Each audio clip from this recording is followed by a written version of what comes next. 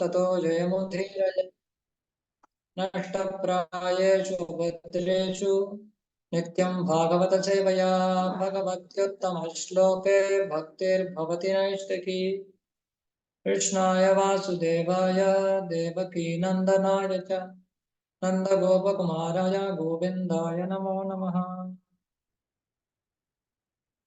Hare Krishna. So welcome all for Bhakti Vaibhav study, and we are in third canto, 15th chapter. Am I right? Yes, We are Prabhuji. going to study 15th chapter. Okay. Prabhuji, your voice is breaking a lot. Oh, in prayers also? Now it is breaking. While prayers are going? It was while okay. prayers it was okay? Yeah. Okay. Maybe I'll just see.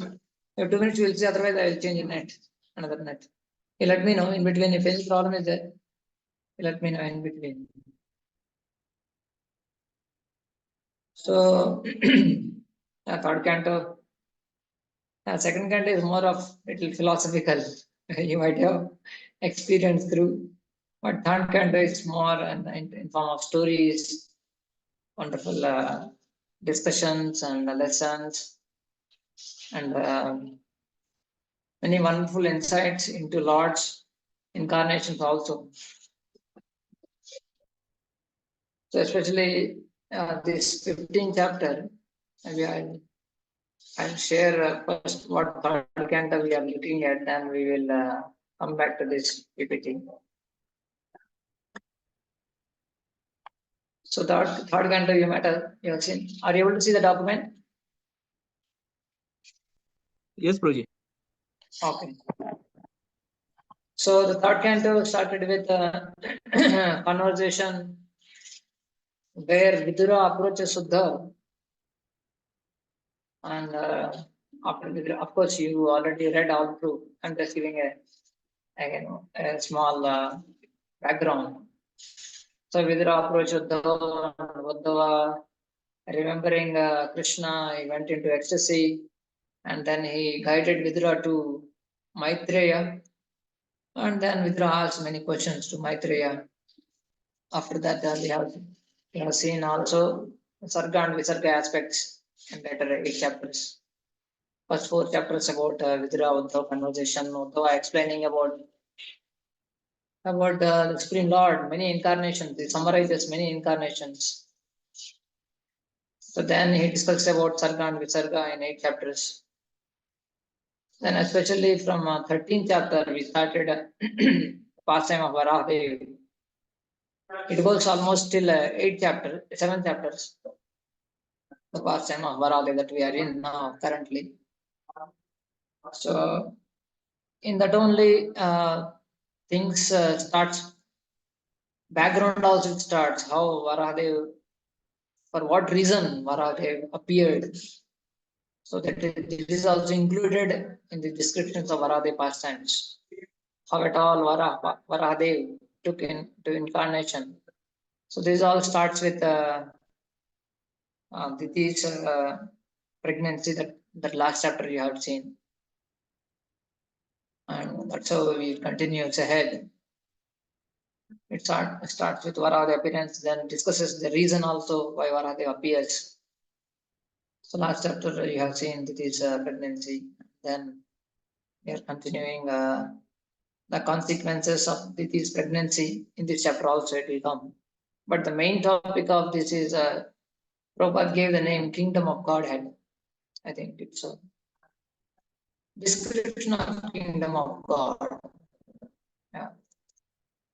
But the context is that where Diti now pregnant, but because of that, many things are happening that we will discuss now. But that is the context is that, but because the chapter describes more of spiritual world, especially the Brahmaji, what happened before that. So what was the cause of pregnancy of Diti in terms of the background? not just the Kardu Muni's, Kashyapa Muni's, not just that incident, but what is the real background of Jay and Vijay? That is the remote cause of this incident. The remote cause is also explained in this chapter. So to that explanation, so Brahmaji takes to the whole Kinara to Vaikuntha. So that's how he describes the Vaikuntha, what happened there.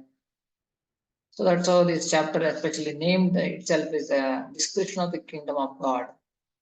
But the main context is going through that the Titi is a pregnancy and how it is affecting whole universe. How demigods approaches Brahma and Brahma describing the background of appearance of not of manifestation of Jay and Vijay in form of Hiranyaksha and Hiranyakashipu. So this is the narration. Will go up to 7 chapters almost, and then you will discuss about Visarga in summary, and then the famous incarnation as Lord as Kapila will manifest in this canto only. It's a major section in this canto. Kapila Muni and his teachings. Very famous, very wonderful description will come. So third canto is more of wonderful narrations and descriptions of Supreme Lord and his incarnations, and very wonderful teachings also in this canto. Okay, today's 15th chapter will start. Am I audible?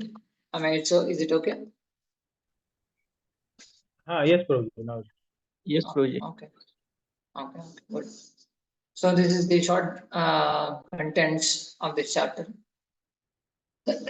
So Brahmaji, now the demigods affected by the darkness caused by the Diti's pregnancy, that's how the powerful that they are influencing from the womb only. From the womb, the Hiranyaksha and Hiranyakashipu, the power of ignorance is so much, it's affecting whole universe. So that's how the demigods, the upper planets, even they are affected. So when demigods approach Brahmaji, they are approaching in the first 10 verses, 11 verses, and praying to Brahmaji, praising first of all Brahmaji, and then they are submitting their problem. That's how generally it's done whenever you approach. Even kings also, the citizens, when they glorify the king first for their chivalry and for their ruling, for his power to control the unrighteous, and then they express their problem. So that's how demigods praise Brahma and then expresses their problem. And Brahmaji immediately starts glorifying Vaikuntha. So this will how it is an answer. It will come in 17th chapter, first verse. How Brahmaji, after explaining everything about Vaikuntha, and then he explains how at all it happened, why the darkness happened. 17th chapter, first verse describes a little bit, but again, same point. We will discuss that one. So that's how demigods approach, and then Brahmaji starts describing the background for this manifestation of or appearance or birth of Hiranyaksha and Hiranyakashipu in the womb of Diti. So for that he is giving a background. For that he is describing the Vaikuntha, and then the Kumaras coming in 10 verses. They are coming and coming to Vaikuntha. And Jay and Vijay curse is described 10 verses, and then Lord comes. This is a very wonderful conversation between Lord and the Kumaras. And then Kumaras are also praying to the Lord. So the beautiful, wonderful narration. Kumaras curse and sense they kind of a punish Jay and Vijay for their so-called mistake. Of course, Acharyas explained that this is all the desire of the Lord to exercise his. He wants to fight with. He wants to have satisfaction of the fighting, but he doesn't want to fight with demons directly.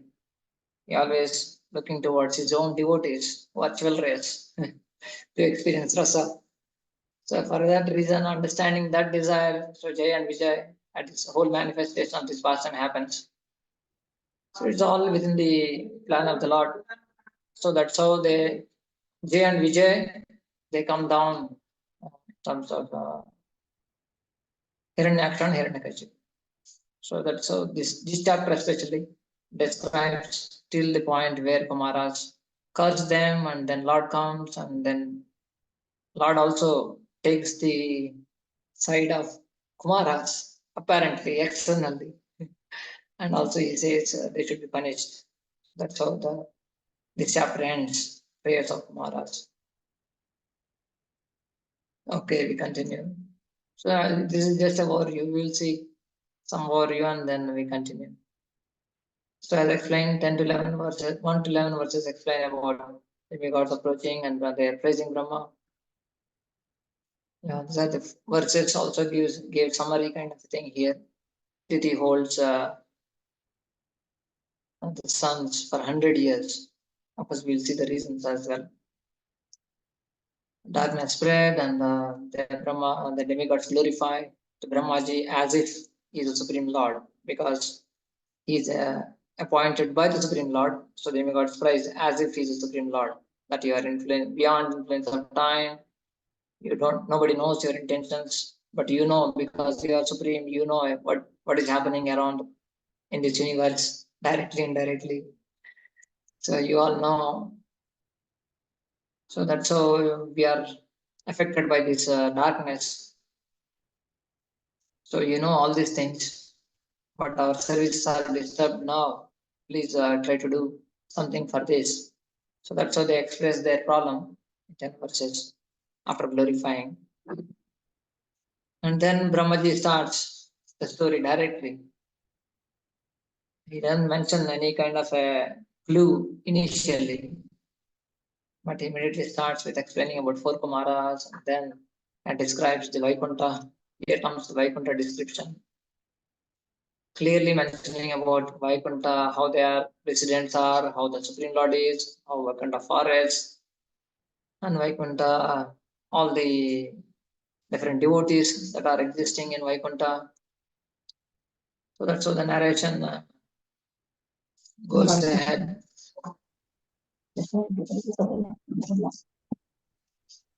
Pardon? It is document. Hare Krishna, you can mute yourself. Surikant Pro, you can mute yourself.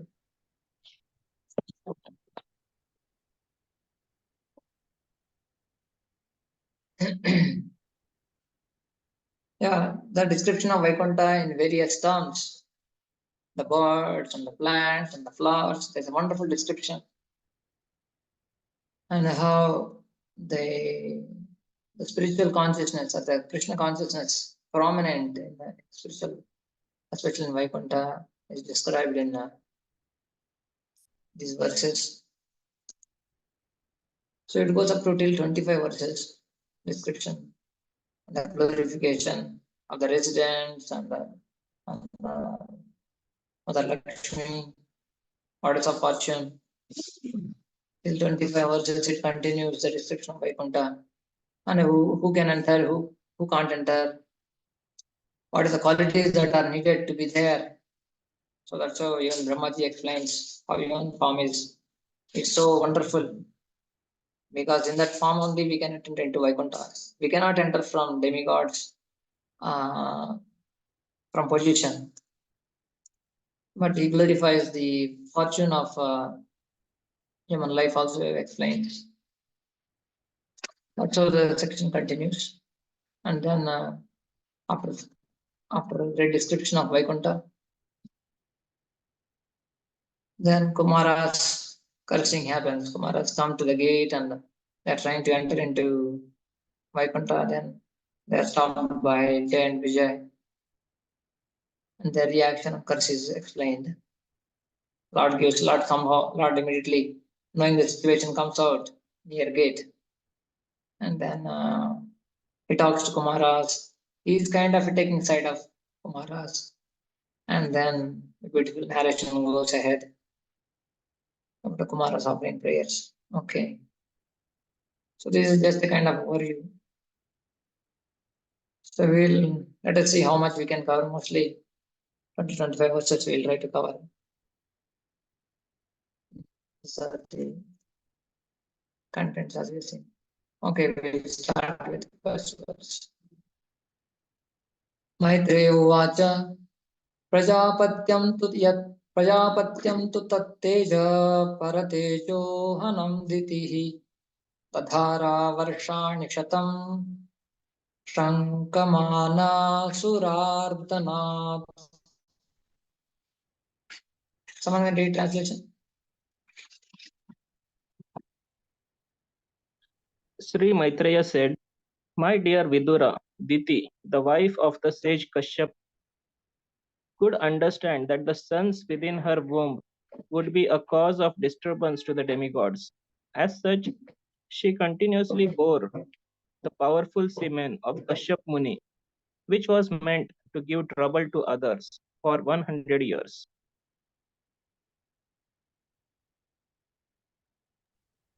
So here Maitreya Muni is explaining how Diti bore that Kashyap Muni, her sons for 100 years. So Prabhupada explains why she was not delivering them, because the translation itself explains the wife of sage could understand the sons, that the sons would be cause of disturbance.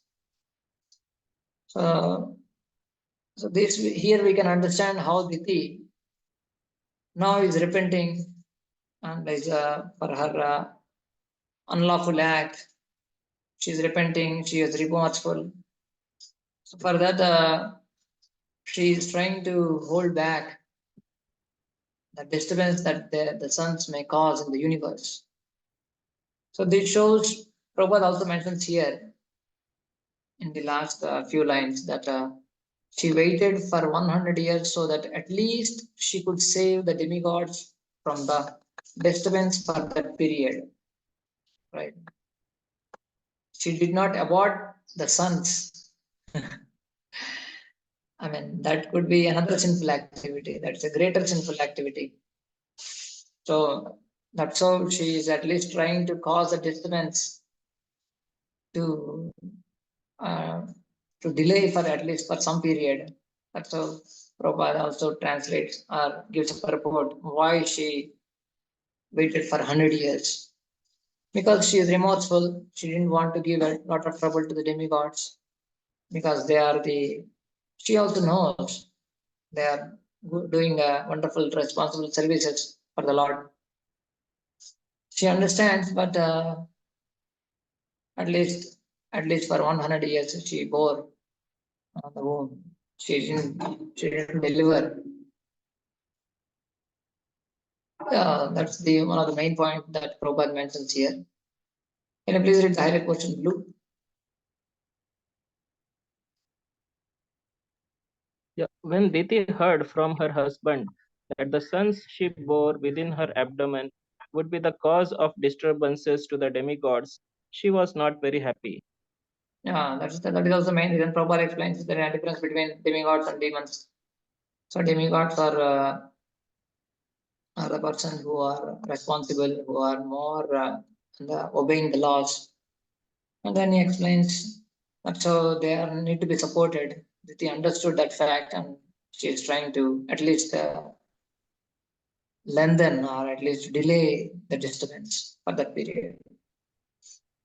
Here we can understand from Diti that there are only circumstantial mistakes and conditional mistakes. Circumstantial mistakes means there are only at a particular circumstance because of certain reasons, certain pushings, we may do some mistakes. But conditional mistakes are there, though conditional mistakes when they are continuously trying to perform without any kind of remorse, without any kind of understanding or repenting. So they are more conditional mistakes. So we need to be careful. Sometimes because as a human, to err is human, it's said. There will be some circumstantial mistakes, but how we are trying to repent or take actions, first recognize and then repent for that and rectify that, and then we need to reinstate. So that's how the 4 levels of any mistake need to be taken care. First, we need to recognize Diti recognized after Kashyap's explanation. She recognized, and she's remorseful, and she is trying to kind of rectifying, but she could not because that is beyond her capacity. She cannot afford. That cannot be against the rules of a society, human society. And then she is trying to reinstate, at least she is trying to do something for rectification. So that we, in our case, we try to rectify and reinstate ourselves in our position again back. So at 3 levels, Kaya, Manasa, Vacha, she is remorseful. One should be remorseful, and one should offer prayers and seek guidance. So in terms of rectification, and one should take remedial measures to rectify and reinstate. So that's how this needs to be, we need to understand. So Diti is trying to at least delay the disturbance, delay the span of effect. So that's the mode of goodness. One in mode of passion, ignorance, one may do some mistakes, but one needs to come to mode of goodness, which is the platform, which is the base for the reflection. I think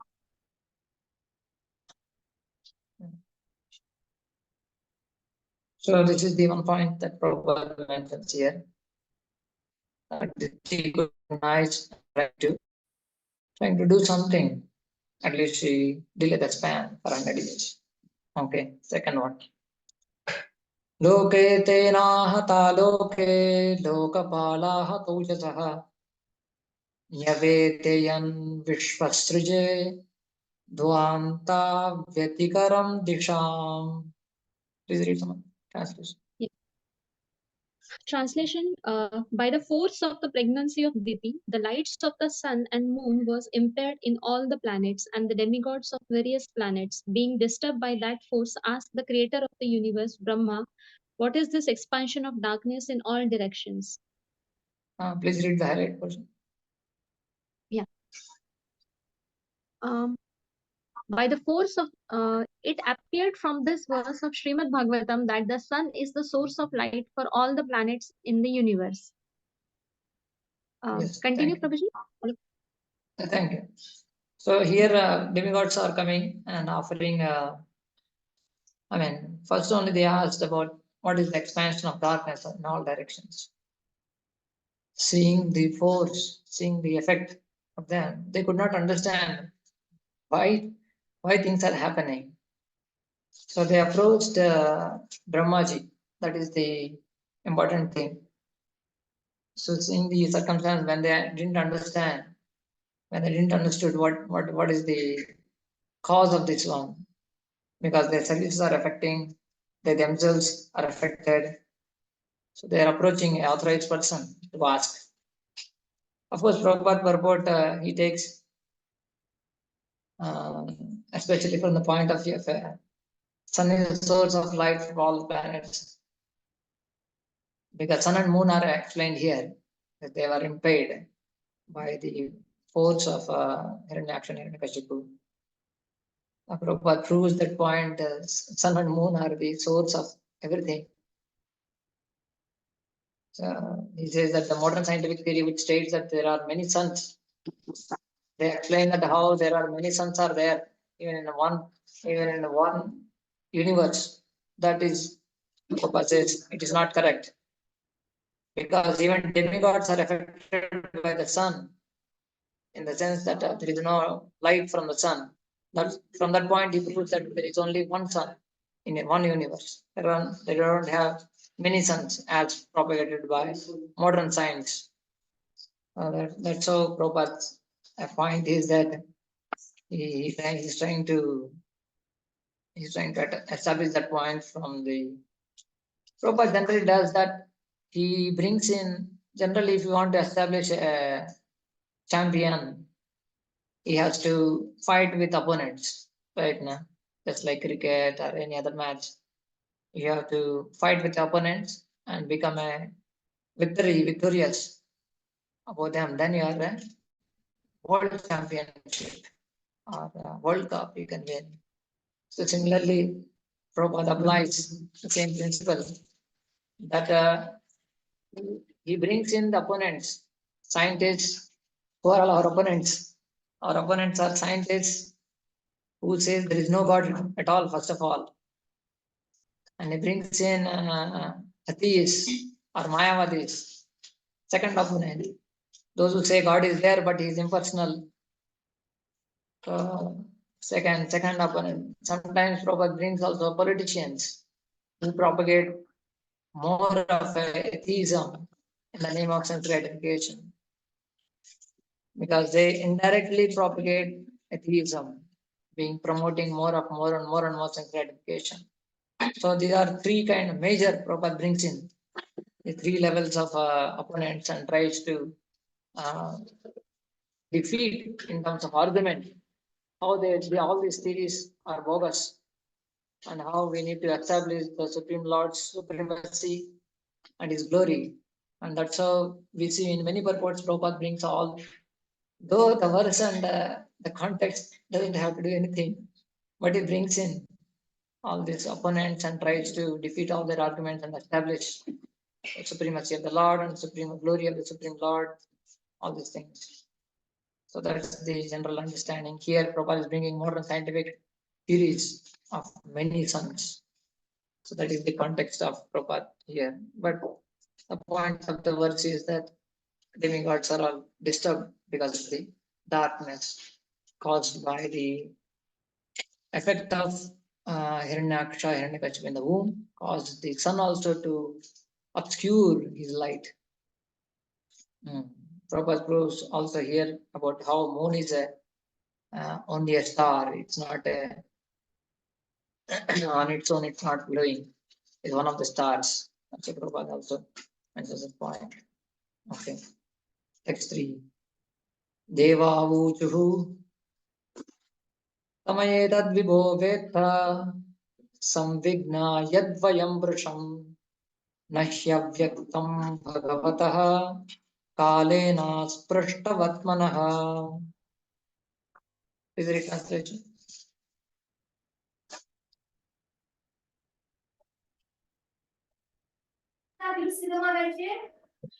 The fortunate demigod said, O great one, just see this darkness which you know very well and which is causing us anxieties, because the influence of time cannot touch you.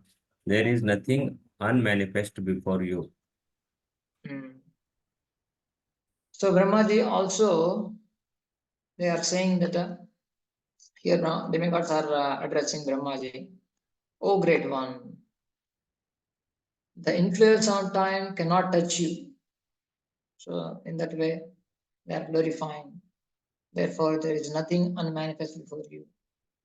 So definitely we also understand Brahmaji has a beginning and end. We hear he has a starting point and ending point.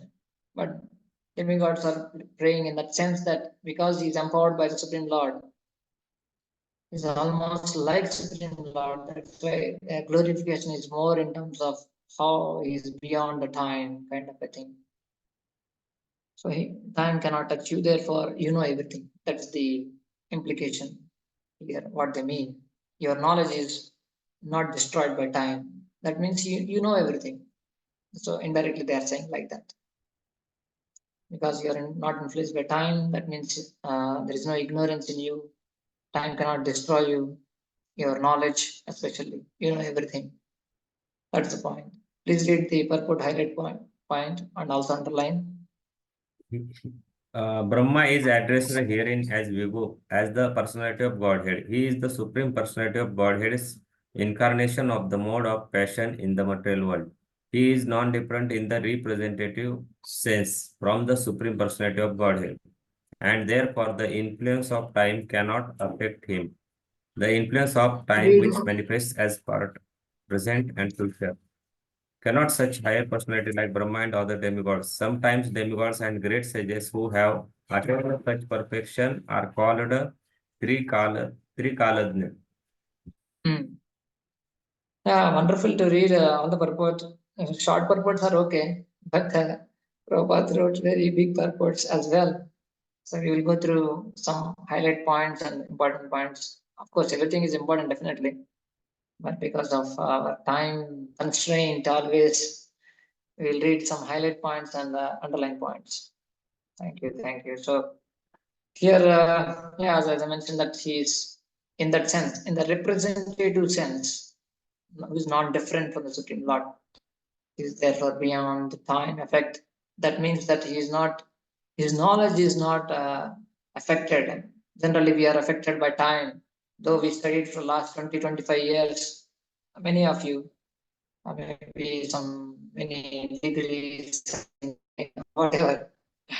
Now, if you ask anything of previous study, we can't even remember one point what we studied in the college, right? Time has a lot of influence on us. We forget everything else. So, but yeah, time is not affecting means that his knowledge is not affected in that sense. So that's why it's called Trikalagna. Trikalagna, Gna means to understand, to know, to be aware.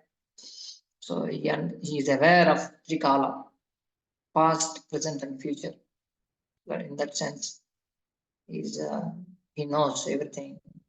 When we gods are requesting or appealing, so you know the cause, and also further they will ask, please give us a solution also. Fourth one, text 4. Deva Deva Jagadhatar Lokanatha Shikamane Paresham Aparesham Tvam Bhutanam Asi Bhavaved. Continue.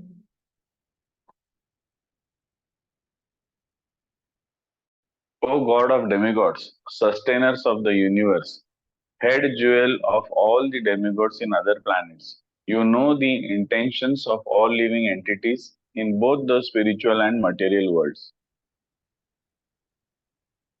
Yeah, this purport you can read. Okay. Because Brahma is almost on an equal footing with the personality of Godhead, he is addressed here as the God of demigods, and because he is the secondary creator of this universe, he is addressed as the sustainer of the universe. He is the head of all demigods, and therefore he is addressed here as the head jewel of demigods. It is not difficult for him to understand everything which is happening in both the spiritual and material worlds. He knows everyone's heart and everyone's intentions. Therefore, he was requested to explain this incident. Why was the pregnancy of Diti causing such anxieties all over the universe? So, points are very clear here. Of course, one point is that he knows even both spiritual and material worlds because Krishna reveals. That point also we need to understand, because only when Krishna reveals we can understand, because Brahmaji, especially one point about this Brahmaji, what we have in our Brahmanda, current Brahmaji is pure devotee. Definitely you might have heard. But generally other Brahmajis are more of a Sakama Bhaktas. But our Brahmaji is pure devotee in the sense that he's practicing pure devotional service, not mixed devotional service. In that sense, he is revealed by Krishna everything. You might have studied in second canto how Brahmaji is revealed spiritual world to him. Our Brahmaji is pure devotee. Okay, so basically they are expressing to the Lord, expressing to Brahmaji that you know everything. Please try to address that. I have a small Text 5. Yeah, please. Prabhuji, it's like Brahmaji is almost like Paramatma. He knows everything that is going on in everyone's heart in his creation. Is it like that? Not exactly, but Krishna reveals Okay. to him. That revelation happens. He is not mentioned as a Paramatma anywhere. As Brahmaji, as Paramatma. Krishna is only expands as a Paramatma, Srila Sai Vishnu. But Trikalagna, in the sense that only when Krishna reveals all these things, so they know that one. It was really, but like right now, like he knows everything, what is going on in everyone's heart, and that's why this the darkness is being covered, the source of the darkness, because he knew the heart like that. So that is only because the person allowed him. Correct. Yeah, as you mentioned, technically he cannot expand as Paramatma. As from technical point of view, he cannot be as a Paramatma, but from understanding point of view, what is known to him, we can say that he knows everyone's heart, as Prabhupada mentioning, because that Krishna reveals. That's the point. But technically, we cannot say that he's expanding in everyone's heart as Paramatma. Yeah, agreed. But in understanding purpose, Krishna reveals, and that's why he understands. Just like when Narada Muni appeared to Vyasadeva in the first canto, you might have read. And Vyasadeva glorifies Narada Muni, because you are staying in everyone's heart, you can understand my heart also. In that sense, he glorifies, if you remember. So these pure devotees, they understand, they have that kind of empowerment from the Lord. That's how we understand in a tattva-wise understanding, but they are not as a technical understanding of expansions of Paramatma. So that's the meaning. They will be empowered by the Lord to understand for their services or for their expanding the mission as well. So it's like that. Is it okay, bro? Yes. Thank you, bro. That's one. Text 5. Yeah, we read the words. No, we didn't read. Yeah. Namo Vignaya Viryaya Maya Yedam Upeyushe Grihita Gunabhedaya Namaste Vyaktayonaye. Please read.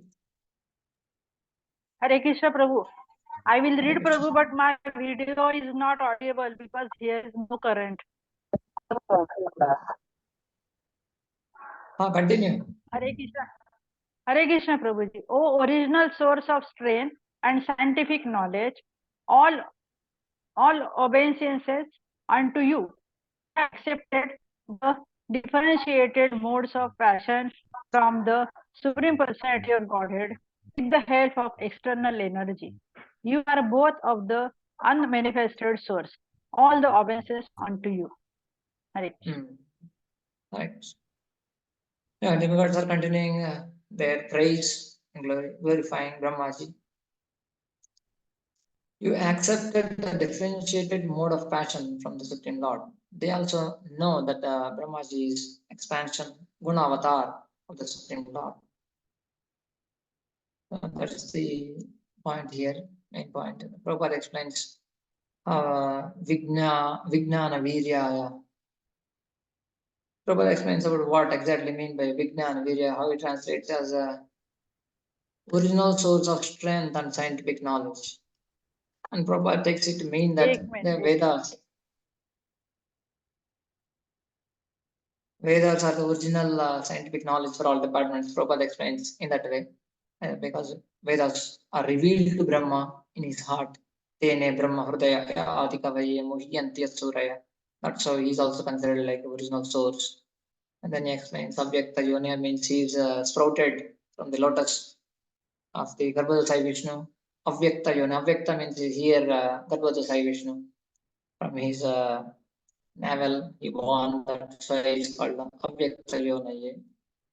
Grihita Guna Bhedaya, he accepted the mode of passion, the Guna Avatar. That's how they are glorifying.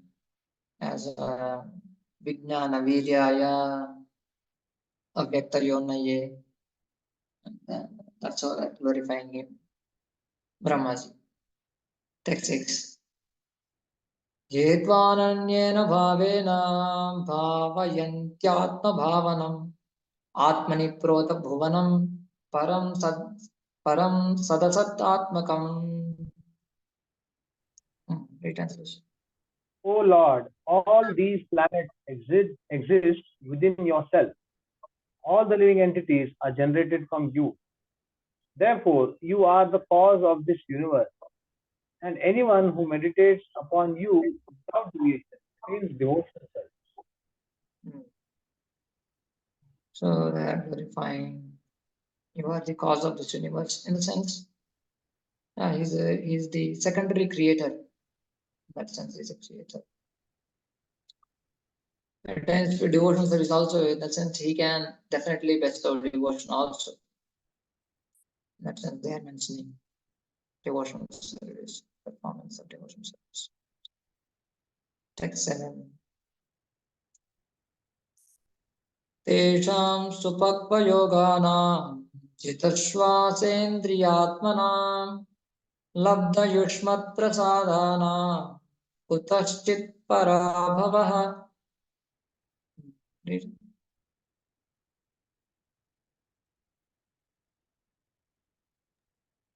There is no defeat in this material world for persons who control the mind and senses by controlling the breathing process and who are therefore experienced mature mystics. This is because by such perfection in yoga they have attained your.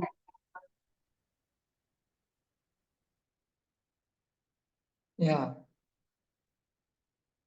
So there is no defeat in the material world.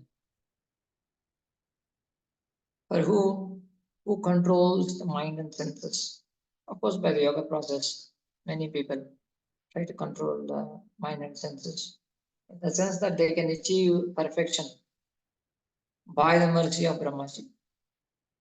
Yes, he also blesses everyone. As the Prabhupada explains in the purport, blesses everyone. Purpose of he explains, he takes the point he takes about the yoga. Whenever point comes, Prabhupada takes that point as well. He tries to explain about what is the main purpose of yoga and what current yoga people, current generation people are doing in terms of in the name of yoga. So that's how he contrasts many times. But the main purpose of yogic performance is explained here. Prabhupada explains. Can you read the yellow portion? Highlight portion. Yes, Prabhuji. Prabhuji, will you scroll a bit?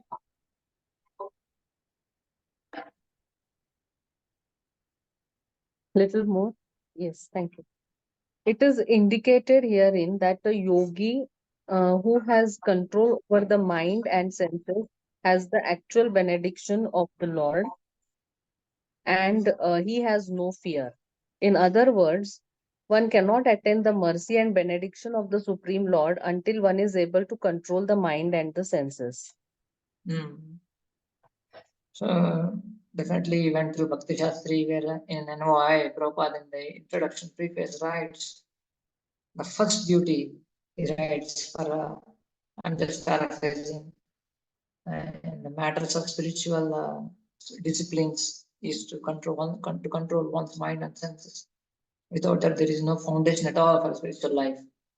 That is taken here as a point. And even for yogis and all, they try to control mind and senses, but their goal is different.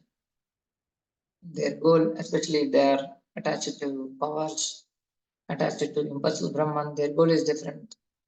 But the ultimate purpose is, as mentioned in 6th chapter of Gita, last verse, Yoginam api sarvesham matgatena antaratmana. So that's the ultimate purpose, is to meditate on Supreme Lord. That should be the ultimate goal of yoga, to meditate on Supreme Lord, to come to that point. As Prabhupada also in the previous lines, he mentions, therefore the controlling the breathing process is not the ultimate aim of yoga. The real purpose, yogic performance, is to control the mind and senses. This is the, of course, this is the intermediate step as well. Control just mind and senses. But to please the Supreme Lord is the ultimate. To meditate on Supreme Lord. So that's the main point of the on the first Prabhupada glorifies here. Yeah, basically demigods are saying to Brahmaji that by your mercy only even the yogis they could attain their success. Because you are bestowing the mercy in them. Text 8. Yasya vacha praja sarva gavas tanteva yantritaha haranti balim ya ayatas tasmai mukhyaya te namaha. All the living entities in the universe are conducted by Vedic consciousness as a bull is directed by the its nose. No one can violate the without in the Vedic literature. To the chief person who has contributed to the world, we offer our respect. So here Devatas are glorifying a particular example. A particular example is giving. They are giving how living entities are controlled in terms of by the laws of nature, by the laws of Vedas. Just like a bull is controlled by a rope in its nose. So that's how everyone is controlled in this universe. No one can violate them. Of course, to the chief person who has contributed to the Vedas, we offer respects. Because everything is happening under Brahmaji and it was revealed to Brahmaji initially, that the whole Vedic knowledge. That's how he has also contributed to the Vedas. That's what they are verifying. Please read the purport. The Vedic literatures are the laws of the spiritual godhead. One cannot violate the injunctions given in the Vedic literatures any more than one can violate. Any living creature who wants real benefit in life must act according to the direction of the Vedic literature. The conditioned souls who have come to this material world for material sense gratification are regulated by the intentions of the Vedic literature. Sense gratification is just fraud. One can take too little, but one must take some in order to make one's footsteps palatable. Yeah, thank you. So Prabhupada's beautiful point here brings out how Vedas are meant for regulation. So that they can, its regulation is not to restrict oneself. Regulation is not to deprive oneself enjoyment, but they are meant for to give more and more higher happiness. But unfortunately, people think that restriction is meant to deprivation. That's the understanding. In general, everyone, we as well, before coming to Krishna consciousness, we think that somebody is restricted means deprived. But no, it's they are supposed to give us more and more, just like doctor gives restrictions. But the purpose of restriction is not to deprive of the happiness or enjoyment of the food. For time being, that restrictions are there and has to be there, and so that they can wonderfully enjoy later on after his disease is cured. So similarly, all the Vedic ritual, Vedic regulations as well. And also those who violate, they have to be punished. There is no any other option. There's like state laws, as Prabhupada mentioning here. One cannot violate the injunctions of given in the Vedic literature any more than one can violate the state laws or traffic rules or any other rules. So for that, he's giving a beautiful understanding here, comparing to salt. Gratification is like salt, because that is only restricted enough. And finally, the restriction is kept in that only. How one should be regulated in one's activities and in one's finally how one can seek happiness in this world. So Prabhupada is I'm just trying to understand in this manner what is mentioned in the verse. So Vedas are giving a regulated sense gratification, dharma, artha, kama, moksha. So they are mentioning in this way, and we need to follow them. If we follow them, we will be happy, we will enjoy in this life also, in the next life, or beyond this cycle of birth and death. In that sense, these are all been given to us. That's how the formulation has been done by the mercy of the Supreme Lord. Veda Purana, I think Krishna Consciousness mentions in his Siddhan Charitamrita, Jivera Kripaya Koila Krishna Veda Puran, for the benefit of the Jivas. Kripaya Koila Veda Puran, all the Vedas and Puranas are for the benefit of all the living entities. Okay, how to understand Prabhupada is giving here that when you have a culinary science, cooking science, but they recommend that there should be regulated salt. If you add salt too less or no salt, it's quite a austere thing. Without salt, definitely you might have some experience. Sometimes mother, sometimes cooks in temple also. Sometimes they forget to add salt. And when we take that one, or for some dietary purposes, somebody may be taking without salt some juices or some juices. So that's a very, very austere, right? And too much salt also, even too little, what to speak of too much salt.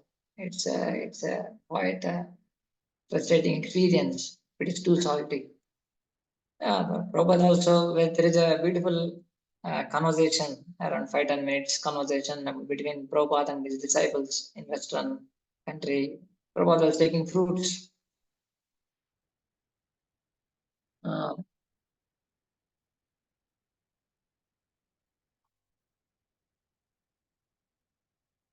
Sorry. So Prabhupada was taking fruits, and the disciples brought, he asked them, please bring some salt. So they brought salt, and Prabhupada was taking with salt. Then he explained the whole understanding about how a little bit of salt increases the taste of the fruits. Of course, everyone, you also might be knowing definitely. The salt helps in improving the taste, and also it avoids the cough and cold that causes. Generally, fruits have a lot of causes cough. That avoids salt avoids that kind of a cough when we add a little bit salt. Both it helps in health wise and also taste wise. It has the effect. So then Prabhupada explained the whole philosophy behind that salt. He explained the same philosophy about sense gratification, how people are thinking that by enjoying too much, by squeezing out happiness from the senses, they can enjoy a lot. But unfortunately, they don't know. There has to be sense satisfaction has to be there, because we have senses. Senses has to be satisfied by giving a prasad, by giving them proper objects to have that satisfaction level. But it not be too less or too high. Too less means we cannot live at all. That's the level where we cannot live at all in the body. So they need some fulfillment. They need some needs. Senses are needs are there, but has to be regulated. So that's the point Prabhupada is making. From the point of to explain that how Vedas are Vedas are giving restrictions, and that is for the benefit of humanity, and they are under your direction. Brahmaji, they are saying, Devatas are glorifying Brahmaji. You gave everyone wonderful opportunity also in terms of restrictions, not that unrestricted and they are going to hell, but keeping restrictions, you are also helping them to come out of this conditioned life. Text 9. Sattvam vidistvasham bhumams tamasa lupta karmanam adabradayaya drishtya apannan arhasi kshitum.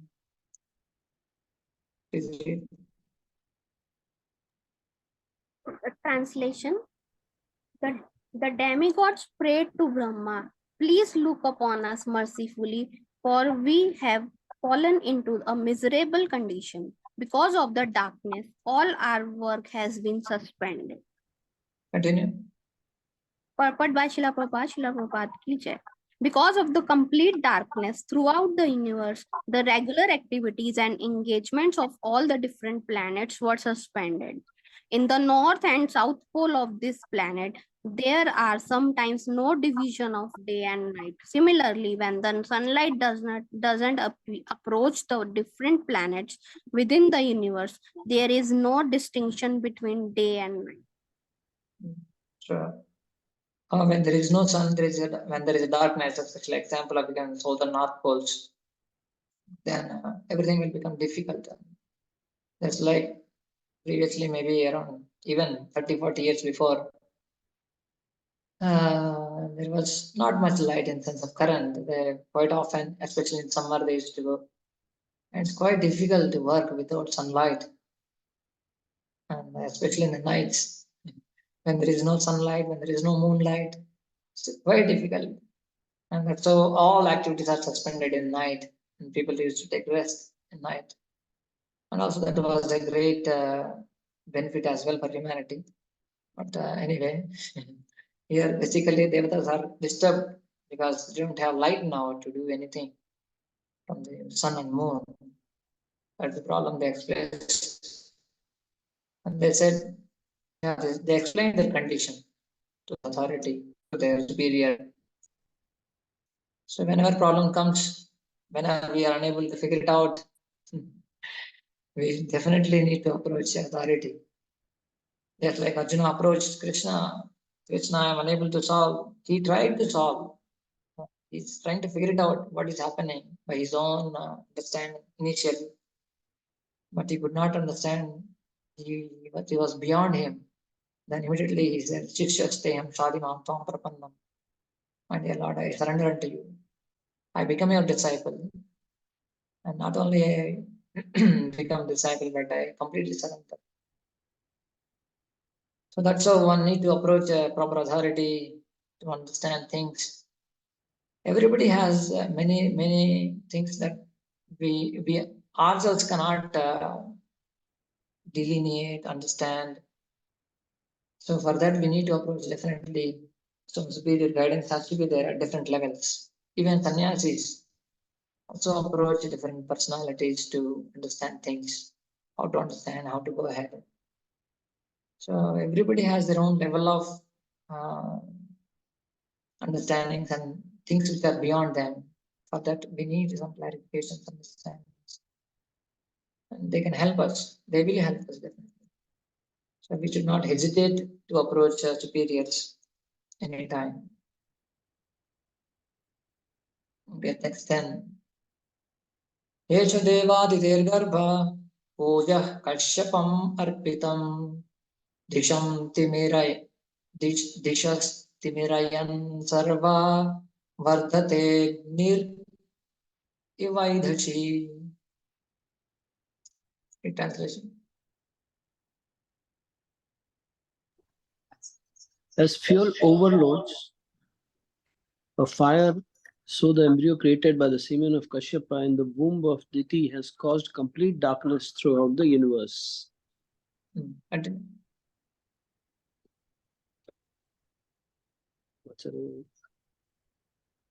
Continue. Here the darkness throughout the universe is explained herewith as being caused by the embryo created in the womb of Diti by the semen of Kashyapa. The cause is explained. They know that one of it, in the sense of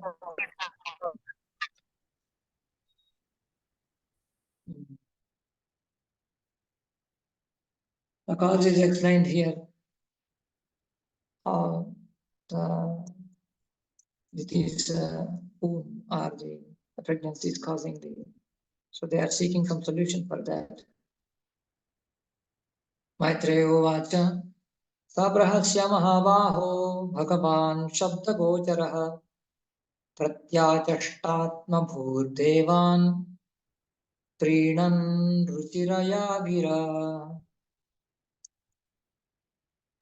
Continue.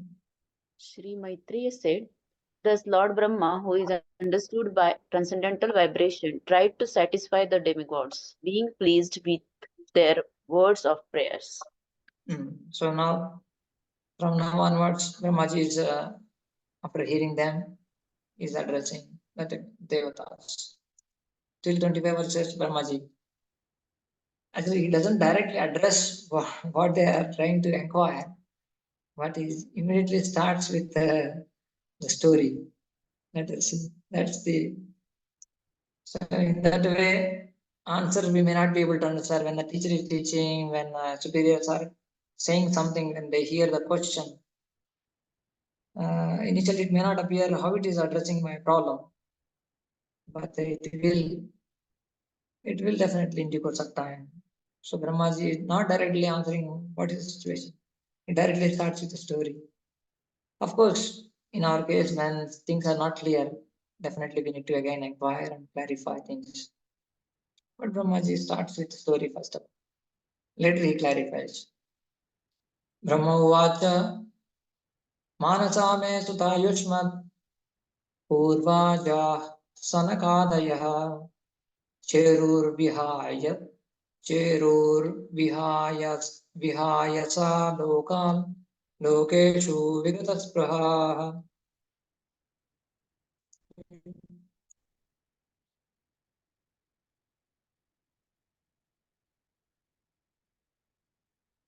Hare Krishna. Surya Prabhu? Yeah, Prabhu. Yeah, so Lord Brahma said, my four sons, Sanatan, Sanandan, and Sanat Kumar, who were born from my mind, are your predecessors.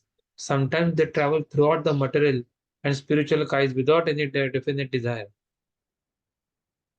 Continue. Yeah, when we speak of desire, we refer to the desire for material sense gratification. Saintly persons like Sanatan, Sanandan, and Sanat Kumar have no material desire, but sometimes they travel all over the universe out of their own accord to preach devotional service. So just like Prabhupada, just like Acharyas, they don't have any material desires. Without any definite desire means, we understand they don't have any material desires, but they have spiritual desires. But we understand that they have a spiritual desire. Also, they want to preach devotional service. As I explained that it appears that and they came with problem, Brahma started speaking something else, some story.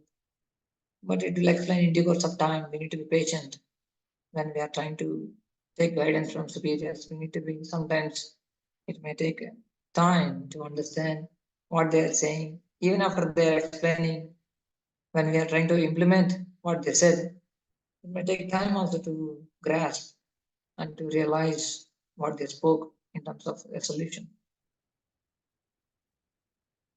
Understand. So now, as when Brahmaji narrates the story of Jai Vijay, they understand the background and the gravity of the situation, also identity of Hiranyan and Hiranyakashipu.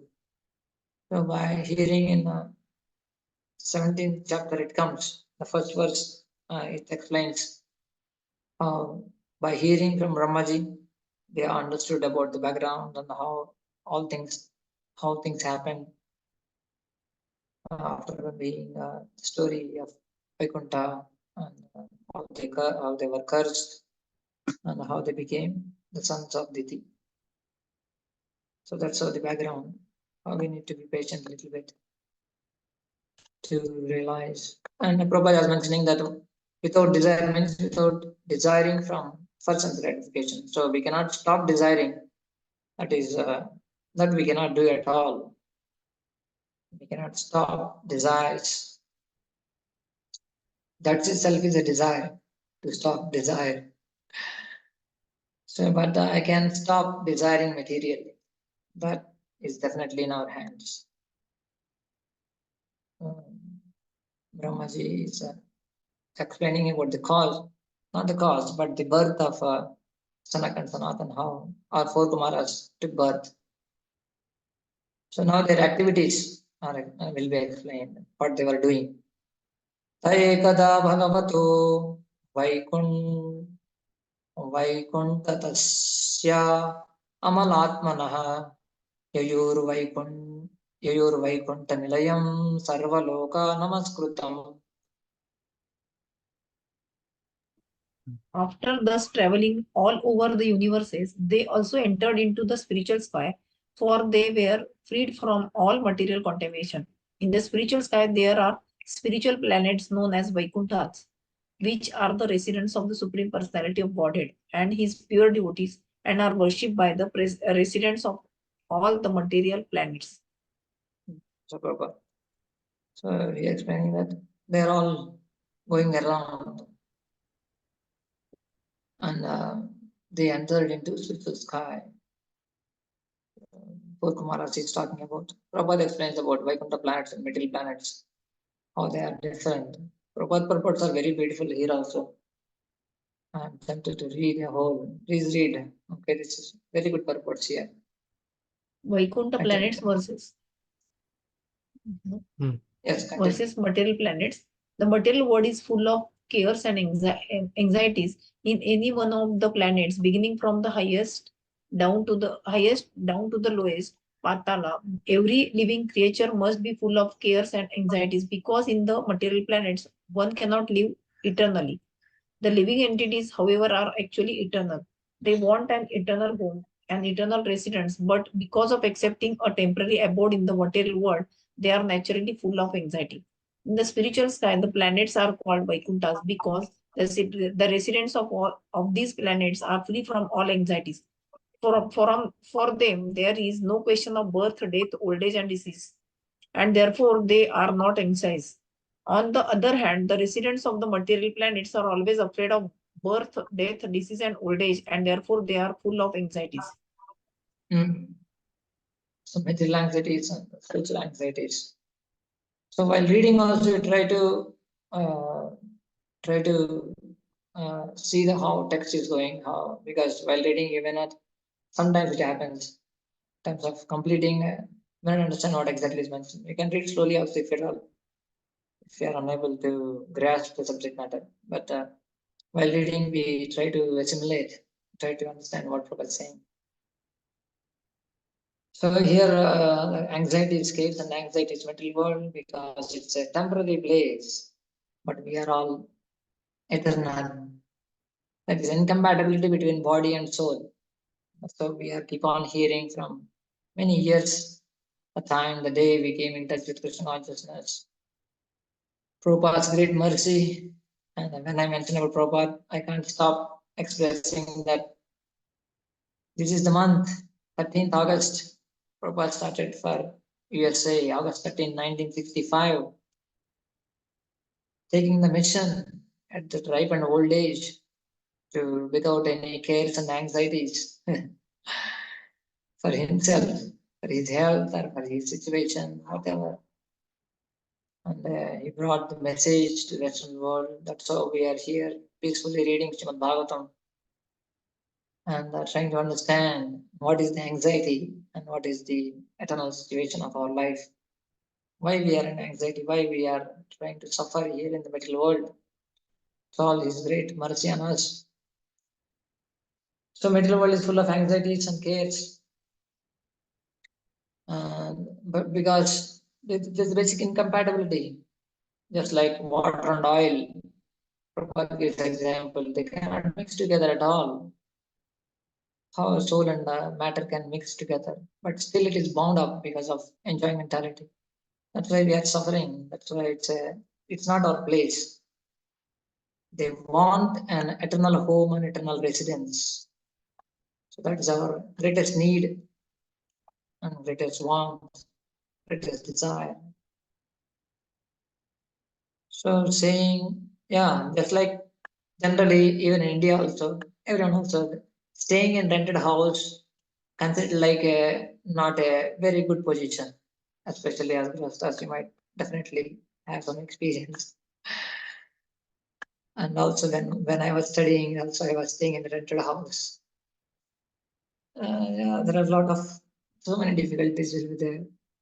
We all want some permanent house. That's how even any Indian want to stay in their own home.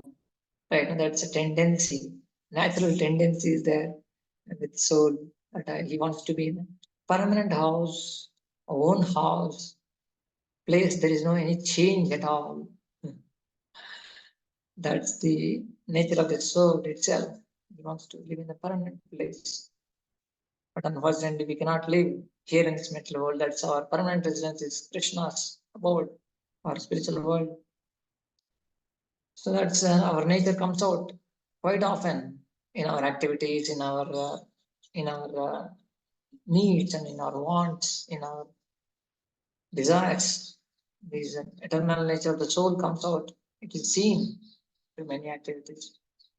We always want everything new, everything fresh, everything colorful, everything wonderful, great. So these are all reflections of the soul that needs.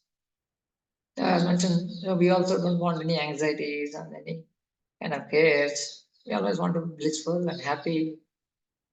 But unfortunately, we cannot be here.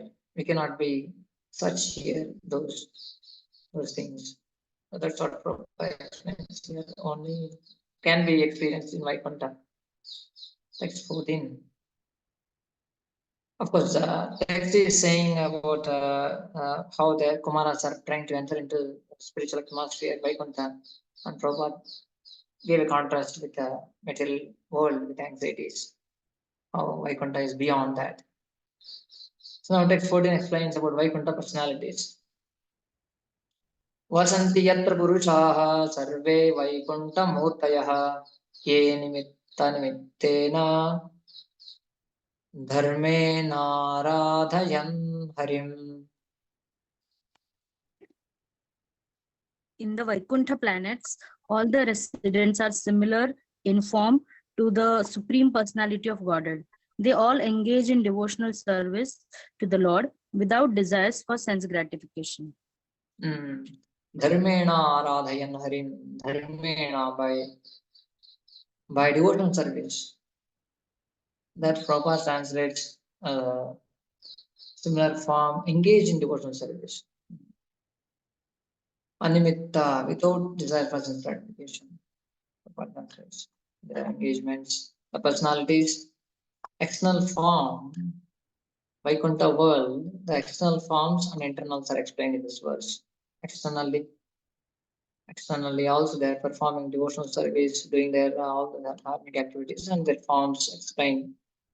And the internal also. Internally they don't have any kind of secret desires to enjoy themselves. That's the contrast with this material world. So, there are forms, there are activities, and there are attitudes. There are three things are there. His Grace Radhesham Prabhu explains there are forms and activities and attitudes.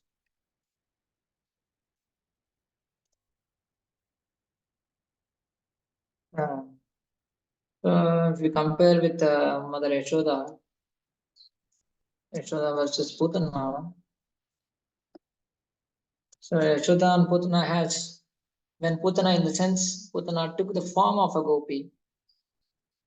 So that situation we are trying to compare. That Yashoda has the form of a gopi, Putana has the form of a gopi. Yashoda is doing the activities of a gopi and mother to Krishna, and Putana is also trying to be having a form and activity of a gopi, are trying to like a mother nourishing the baby, Krishna. But the attitudes are entirely different. The attitudes are entirely different. The Yashoda, Mother Yashoda has great attitude of love and serve, nourish Krishna, but Putana has a different attitude, wrong attitude internally. So the externals and internals has to be carefully seen, understood, introspected, time to time. Though we have the form of a devotee, we are wearing dhoti kurtas, we are wearing tilaks and kantimalas, and etc., etc. And we also have activities of a devotee, trying to chant Hare Krishna, trying to come to temple, offer obeisances, etc. And doing many activities, trying to distribute books, trying to chant Hare Krishna, trying to give holy name to others. But our attitudes, definitely we are endeavoring. It's not that I am saying we are completely off internally, but we are also trying to improve our attitudes also. So that's how the difference between material world and spiritual world. Many times you might have definitely also heard also that our temples are non-different from spiritual worlds, Vaikunthas. So the more we attune, or the more we tune frequency into this atmosphere, this kind of what is explained here in this chapter by Prabhupada, especially by elaborating the purports. That's how we can always live in Vaikuntha, though we are living in the so-called material world. Of course, you also know the wonderful pastime, wonderful pastime in the sense that Prabhupada's dialogue with the devotees. When they were taking Prabhupada, I think it's in New York, it was initial days when they were taking Prabhupada to a different apartment from his apartment. There was not a very good looking corners in the streets. They expressed, Prabhupada, we are very sorry we have to bring here in these corners. They are not at all very clean or very up to the mark. Prabhupada said, oh, these are not the places. We are in Vaikuntha. So I'm not seeing anything material world, but we are in Vaikuntha. Of course, wherever pure devotees are there, that's Vaikuntha, definitely. That's how Prabhupada is. And he mentioned in purports also that his temples are not different from Vaikuntha. That's how we can experience the Vaikuntha atmosphere, either in the temple or in the devotee association, in the community. To the degree we try to emulate these qualities in ourselves and also inspire and impact others to follow these examples, these moods, so that we can also experience here. Of course, the purport is very beautiful, but I think we can read the purport at least, definitely. Yes, we can read the purport. The residence and the form of living in Vaikuntha are described in this verse. The residents are all like the Supreme Personality of Godhead, Narayana. In the Vaikuntha planets, Krishna's plenary features as 400 Narayana is the predominating deity. And the residents of Vaikuntha Loka are also 400, just contrary to our conception here in the material world. Now, where in the material world do we find a human being with 4 hands?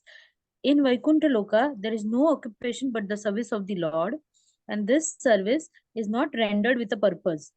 Although every service has a particular result, the devotees never aspire for the fulfillment of their own desires. Their desires are fulfilled by rendering transcendental loving service to the Lord. Hare Krishna. So Bhaktivedanta saying it's a beautiful stanza that Hey matra shamama tomara charane ahaitu ki bhakti hride jagayana. He says that this is my only desire. Ei matra achamama tomara charane ahaitu ki bhakti jagya anukshane. Ahaitu ki bhakti, the pure devotion service, let it sprout in my heart at every moment. Nahi magi swargara moksha nahi magi. So this beautiful song, explanation of the third verse of fourth verse of Shikshastakam. He wrote a beautiful song on that. Prabhu Tava Pada Yoge Morani Vedan, that song he writes. So such a wonderful song, that beautiful song. He says that I don't have any other desires than to render freedom service. So that's the nature of devotee. That's our. Of course, here we can discuss more about what is the difference between occupation and service also without any purpose. 3 categories, 3 levels of Prabhupada giving a deeper understanding. What is meant by occupation, what is service without purpose, or service having a positive purpose of pleasing the Lord. But basically, occupation means we have particular motivations, a salary or job, as I have to do it, and many other things. Many other things we can see. Comparison, you can definitely compare and try to bring out some salient points between these three. So basically here Prabhupada, Brahmaji explaining about the Vaikuntha personalities, also their attitudes, external sentiments, their form and attitudes. Then he explains about the Vaikuntha Supreme Personality, the Supreme Person in Vaikuntha. Yatra chadyapamanaste bhagavan shabdagocharaha sattvam vishabhya virajam swanam no mradayan vrishaha. Translation. In the Vaikuntha planets is the Supreme Personality of Godhead, who is the original person and who can be understood through the Vedic literature. He is full of the uncontaminated mode of goodness, with no place for passion or ignorance. He contributes religious progress for the devotees. He contributes personally. Krishna is explained, Supreme Personality is explained, Supreme Person. He is understood with the literature. When he's talking about mode of goodness, his original person is understood through Vedas and the Shuddham, no contamination of modes. He contributes to religious progress. Means he gives opportunity for us here to improve our situation by giving us Vedas, by giving us basic foundation to raise from all these modes to the highest mode of pure goodness also. Please read. Purport. Of course, the kingdom of the Supreme Personality of Godhead in the spiritual sky cannot be understood by any process other than hearing from the descriptions of the Vedas. No one can go see it. In this material world also, one who is unable to pay to go to a far distant place by motorized conveyances can only understand about that place from authentic books. Similarly, the Vaikuntha planets in the spiritual sky are beyond this material sky. Yeah, so here, read this point. Therefore, the kingdom of God in the spiritual sky can be understood only through the authentic descriptions of the Vedas and Puranas. See through ears. Yeah, seeing through ears, that we need to see not with eyes. Srila Bhaktivedanta Thakur's famous statement that was just paraphrasing that don't try to see God, try to serve God in such a way that God wants to see you. Of course, here the point as well to that we cannot directly go and see. Just like we can, if we want to go and see any other state or any other wonder of this world, any other city or country, we want to just go and see. That's what we say. But it's not possible for the Supreme Lord. We need to hear, we need to understand through Vedic literature. That's the point of Brahmaji is explaining here. In the Vaikuntha planets, there is a Supreme Lord, and who can be understood through Vedic literature. That is only the means. Through mother only we can understand the father. It's not possible our own experimentation. Prabhupada many times smashes the scientific ideas that don't try to understand father with all your experiments. Try to understand through mother. Vedas are considered our mother. We understand, we go through proper channel. And also he contributes to the religious progress, how we can progress ahead. That's Prabhupada's main point. Thrust is that we need to approach through ears. We hear authentic sources. And about modes, Prabhupada, of course, the verse is talking about the modes, not only Supreme Lord, And his quality is explained that he is beyond modes, basically uncontaminated by Raja and Tama.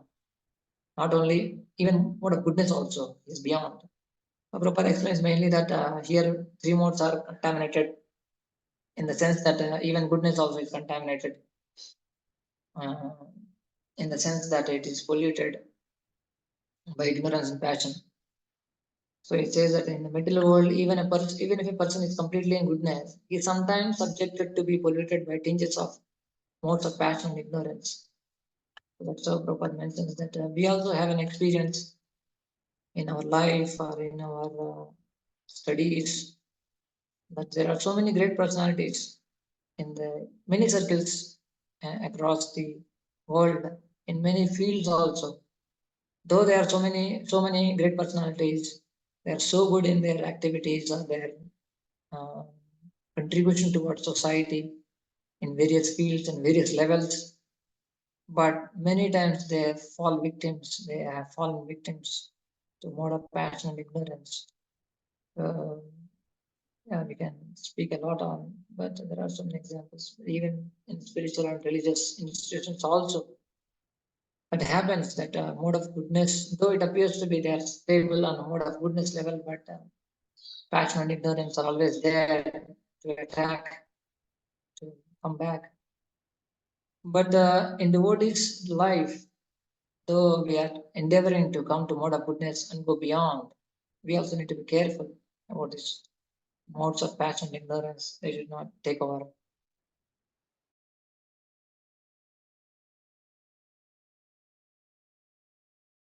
Happen many concludes the here to Vaishnavas, and for the progressive march of the Vaishnavas toward the kingdom of God, the Lord helps himself. Lord helps the Lord himself helps by giving various opportunities in terms of scriptures, in terms of devotees, in terms of various facilities, in terms of inspiring from the heart. So in all ways, Krishna is staying in our hearts, inspiring. He's always opening, just like we use Google Maps, destination first, and then we put our location. And the more we maneuvering the route, when we go off track sometimes, or many times, so immediately the Google direct it starts giving so many directions. So you should come back this side. You have to reach your destination. Take this route. Take that route. Right.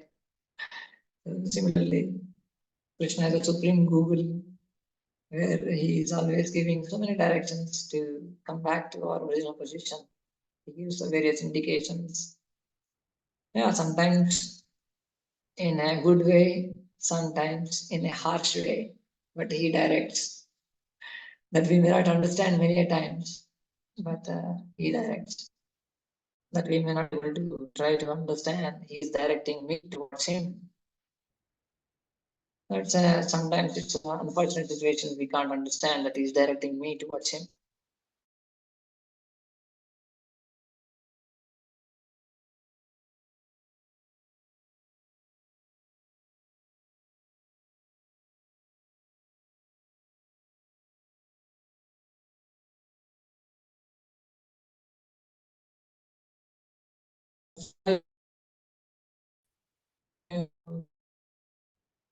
I lost my net.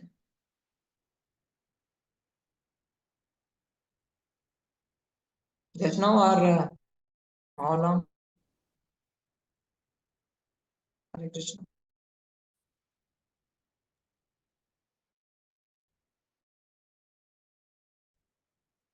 Am I audible? Hare Krishna. Yes, bro, you're audible, but can't Yes, see the screen. It's saying that it's loading, but how long? I mean, I couldn't heard. I didn't. yes.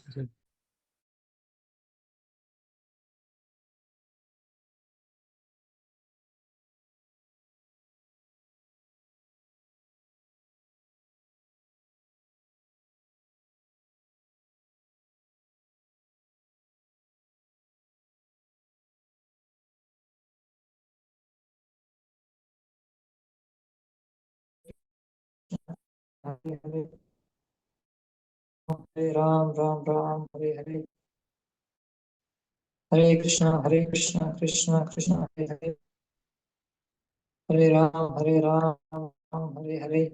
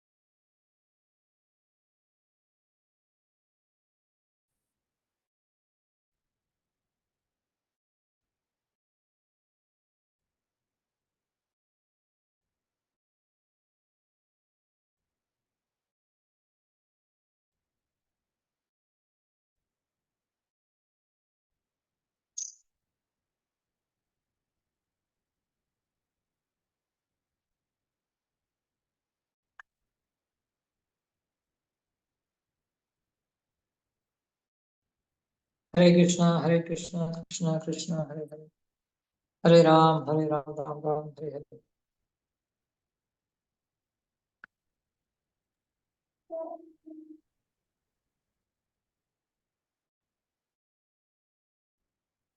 Am I Yes, Prabhu. audible? Hare Krishna. Someone can respond. Yes, Prabhu, you can see and respond. Yeah.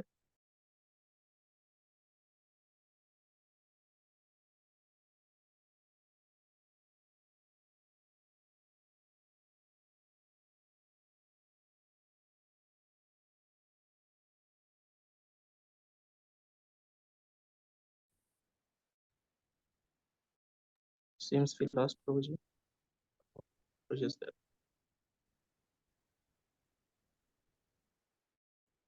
Oh, I think net is becoming bit tricky. I'm just changing the net one.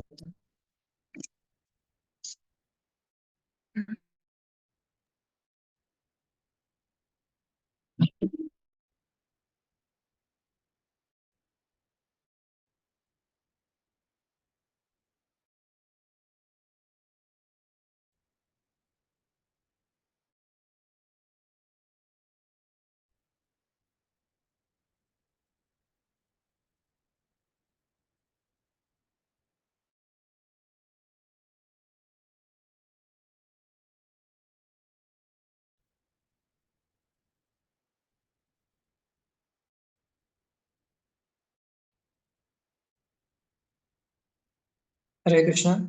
Am I audible now? Yes, Prabhuji. As the screen is not shared, no? Yeah, it's coming. The screen. Okay. You started saying. Yeah, it's saying. Yes, we can see. Prabhu. Oh, okay. Sorry. Yeah, we have discussing.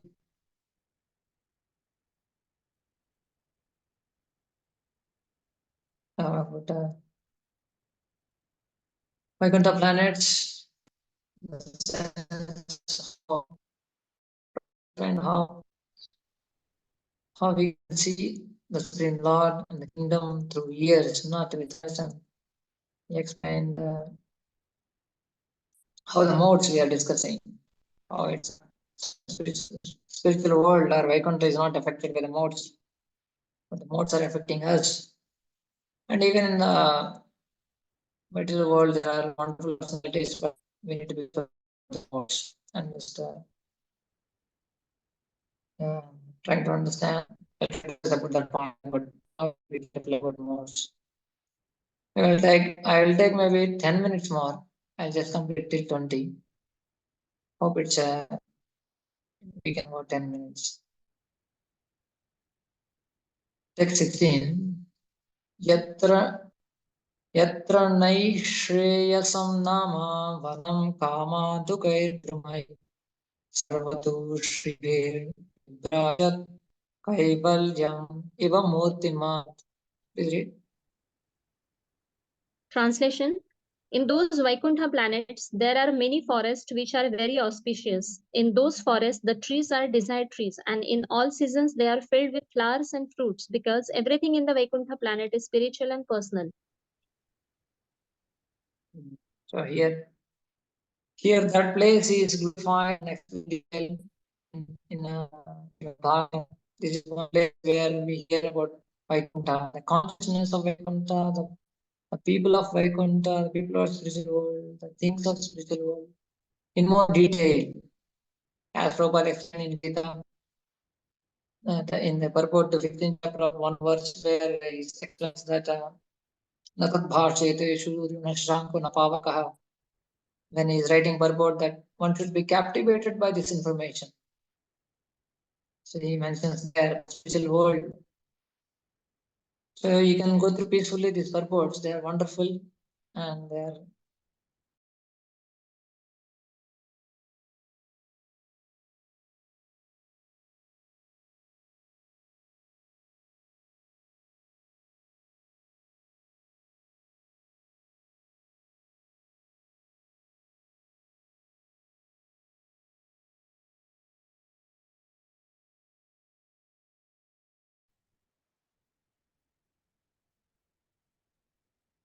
Hare Krishna. This will not be in spiritual world, definitely. Actually, we are not able to hear nicely because of the internet.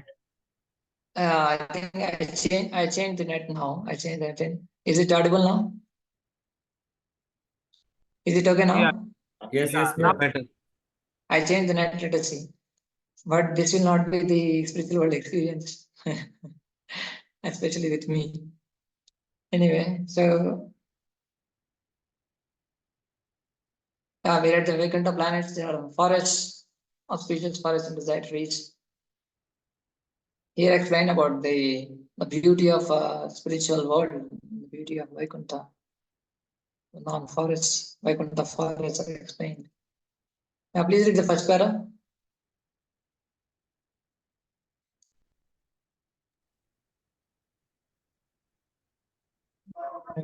In the Vaikuntha planets, the land, trees, fruits, flowers, and cows, everything is completely spiritual and personal. The trees are desired trees. On this material planet, the trees can produce fruits and flowers according to the order of material energy.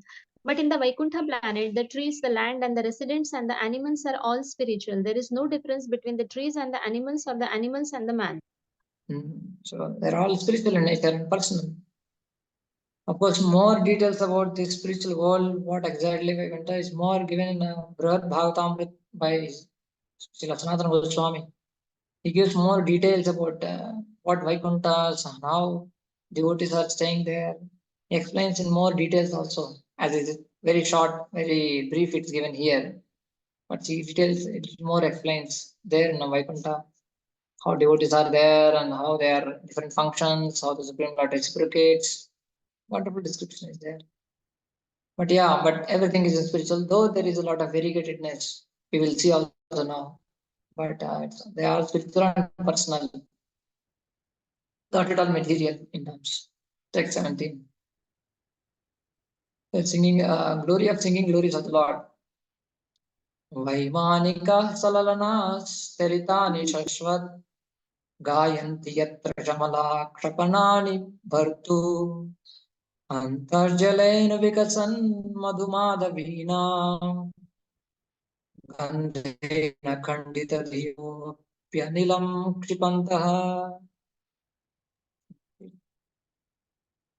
In the Vaikuntha planets, the inhabitants fly in their airplanes, accompanied by their wives and consorts, and eternally sing of the character and activities of the Lord, which are always devoid of all inauspicious qualities. While singing the glories of the Lord, they deride even the presence of the blossoming Madhvi flowers, which are fragrant and laden with honey. So here, the glory of glorifying Krishna or Supreme Lord Vishnu is explained. The glory is such that they don't even care for anything else, though everything is spiritual. So that this exalted nature, elevated nature of the Supreme Lord glorification, that they are so intoxicated by that, in spite of presence of many opulences in various degrees, but still they are attracted to the glorifying the Lord. And even the other things are mentioned about how the flowers, the Madhavi flowers, blossoming Madhavi flowers, are fragrant and bad, and they deride because they're experiencing. Generally, flowers are very fragrant. When they're fragrant, we take with nose. And the taste of the honey, because the air carries the honey particles also. Prabhupada explains in the purport. The breeze carries the honey particles also. So it's so fragrant and so nectarian to do. But still, this kind of fragrance also, taste also is negated by the glorification of the Lord. So they are very much attracted to that. So Prabhupada, please read this yellow.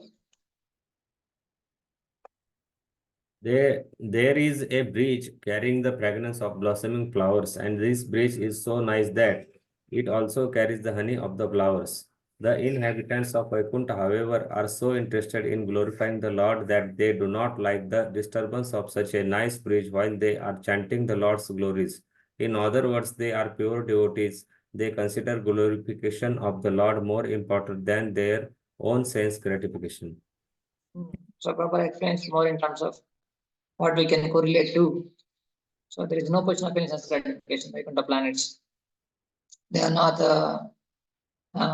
trying to enjoy the spiritual world also, but they are trying to glorify the Lord.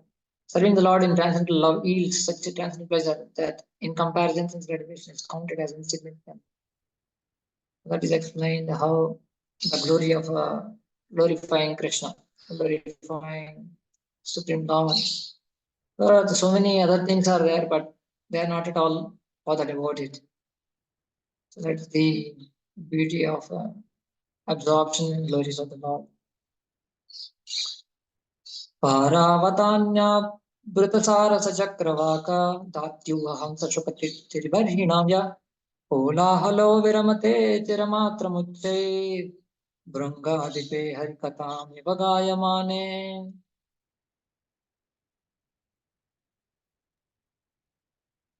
When the king of bees hums in a high pitch, singing the glories of the Lord, there is a temporary lull in the noise of the pigeon, the cuckoo, the crane, the charvaka, the swan, the parrot, the partridge, and the peacock.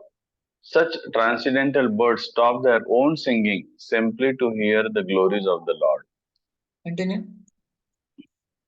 This verse reveals the absolute nature of Vaikuntha. There is no difference between the birds there and the human residents. The situation in the spiritual sky is that everything is spiritual and variegated. Spiritual variegatedness means that everything is animate. There is nothing inanimate.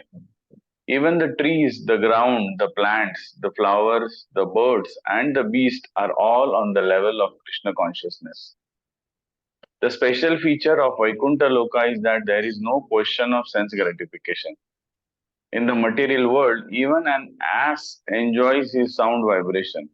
But in the Vaikunthas, such nice birds as peacock, the charvaka, and the cuckoo prefer to hear the vibration of the glories of the Lord from the bees. The principles of devotional service, beginning with hearing and chanting, are very prominent in Vaikuntha world. Yeah. So the variegatedness, and please don't ask me how the trees, ground, plants, flowers, birds, all are there, but they are spiritual, conscious. How we can also, in the sense that who will become what, that is a different subject itself. But everyone is conscious, everything is conscious, spiritual world. And that's how they are trying to render service to the Lord, glorifying the Lord, assisting in His glorification, assisting in His pleasure. So that's how the nature of spiritual world is like that, as Prabhupada is pointing out. But there is no, on the opposite side, there is no question of any selfish enjoyment, a desire also for selfish enjoyment.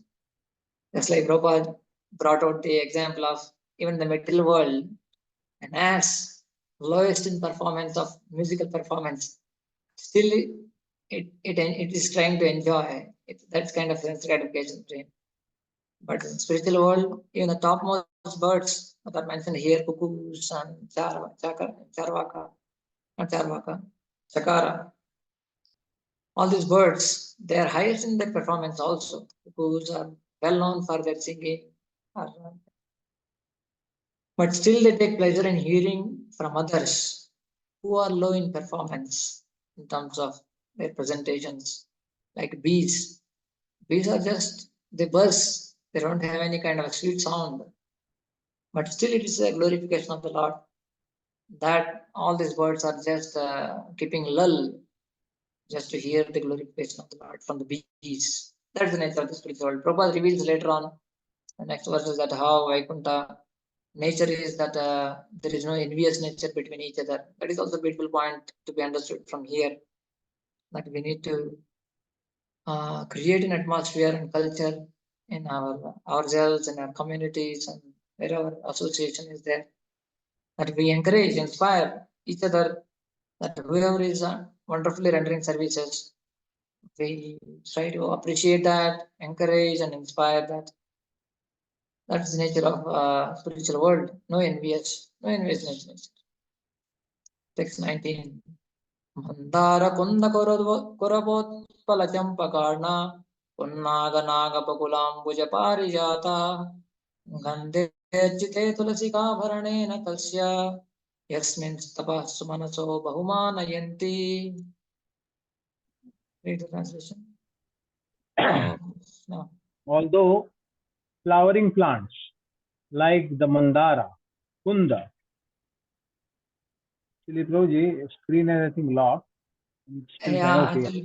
It's Kunda, Kurabaka, Utpala, Champaka, Arna, Punnaga, Nagakeshara, Bakula, Lily, and Parijata are full of transcendental fragrance. They are still conscious of the austerities performed by Tulasi, for Tulasi is given special preference by the Lord, who garlands himself with Tulasi leaves. Actually, the document is saving, auto saving is going on, but yeah, it will come in 1 minute. So basically here the flowers are explained about the glory of the flowers. Although these flowers for plants, just like Mandara Kunda explained, conscious of the austerities of the Tulasi, though they are very fragrant in themselves, Lily, Parijata, Punnaga, etc., Champaga, you might have definitely experienced these flowers and their fragrances and their beauty. But still, the Tulasi is glorious in her austerity, in her devotion. That's why they always give more preference to Tulasi. And Prabhupada explains the beautiful purport.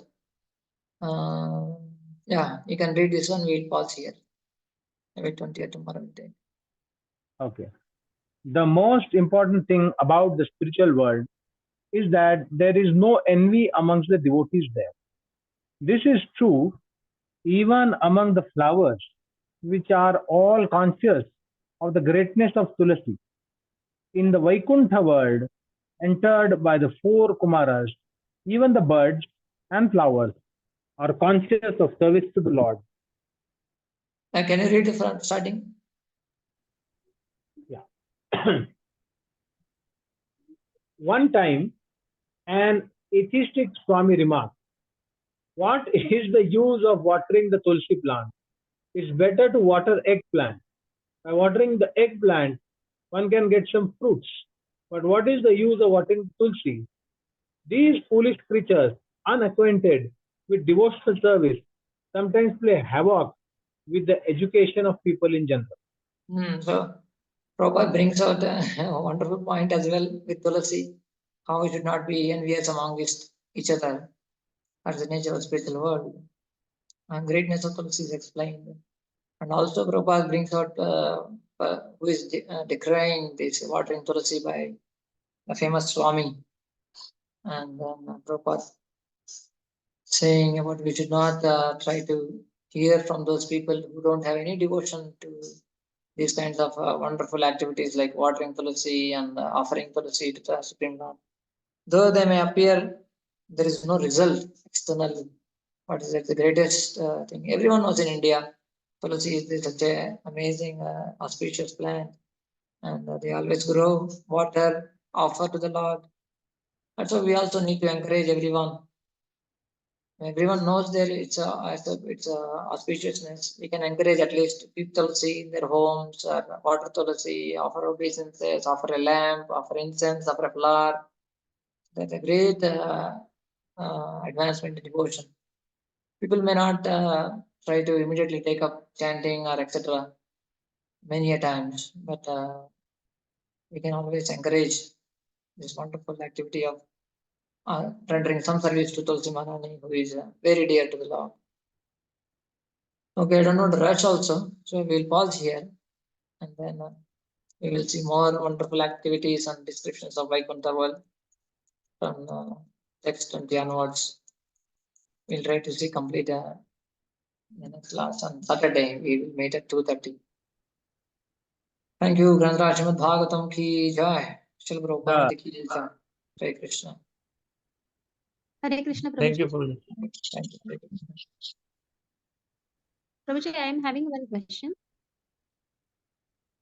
Others can leave. Those who want to leave. Yes. Yes. Prabhuji,